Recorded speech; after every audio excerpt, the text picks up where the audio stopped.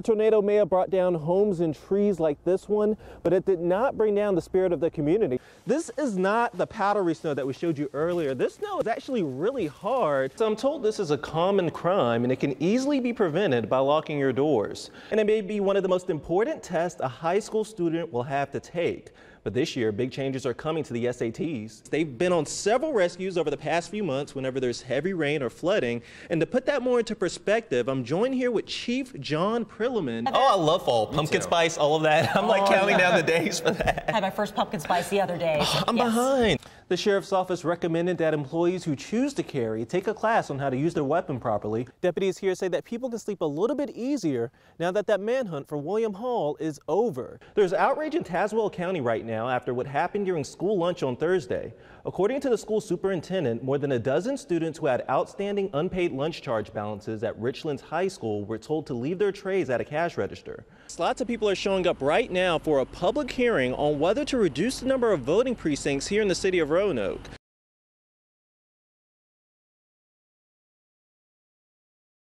That meeting will take place in the Northside High School auditorium. There are lots of concerns over the past few weeks for both parents and school leaders to talk about. Earlier this month, Northside High School Principal Frank Dent announced that he was stepping down because of personal and family reasons. Almost a week later, there was a social media post threatening violence against the school. There was an increased police presence, but classes were not canceled because police could not verify the threats. That had several parents on the edge, and many of them concerned about the amount of time it took for them to be notified.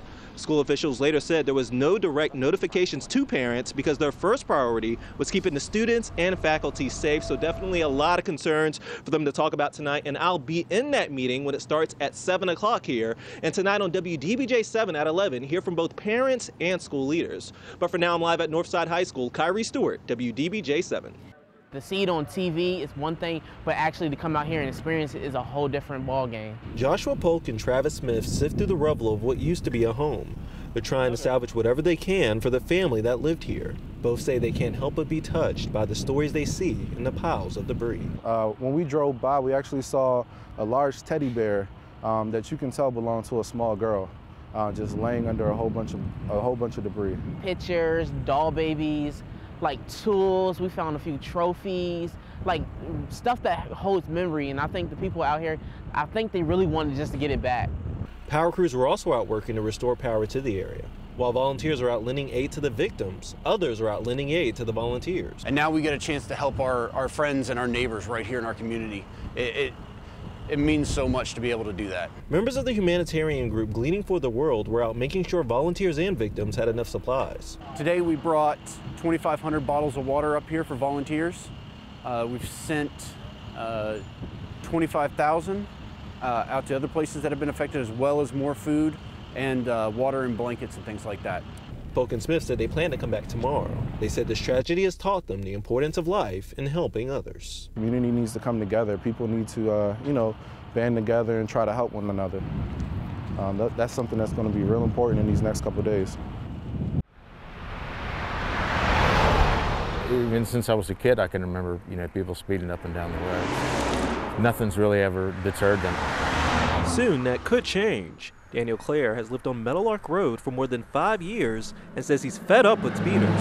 Clare says he's concerned about people who walk and run along the road. See someone that's, that's obviously going 40 or something like that, and they're eating something. I've seen people eat cereal, be on the cell phone at the same time and drive.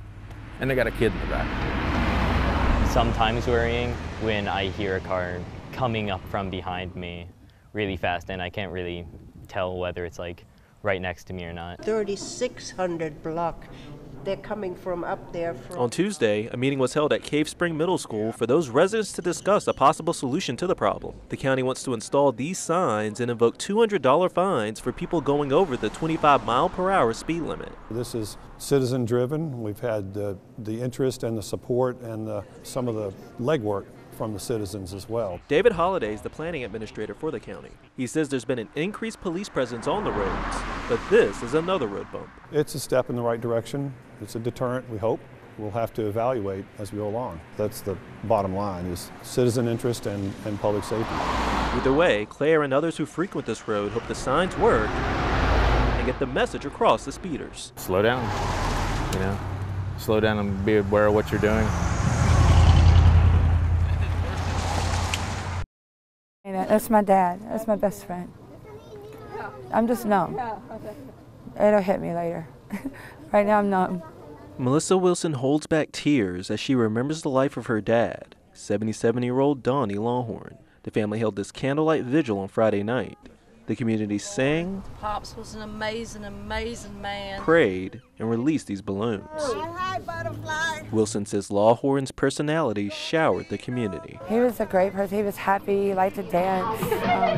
He would do anything for anybody. He just loved everybody. Lawhorn died from smoke inhalation after the house caught fire on Wednesday night. Investigators say the fire started because a propane heater was being used inside. My heart just dropped. You know, he was such a significant person in this community, this part of Roanoke, that when, you know, I heard about it, I was just so devastated. Jennifer Hodges says she knew Lawhorn all her life, and he'll always be remembered as a man who always loved to help people any way he could. He's always done what he could for everybody around him, you know, just genuinely a good person.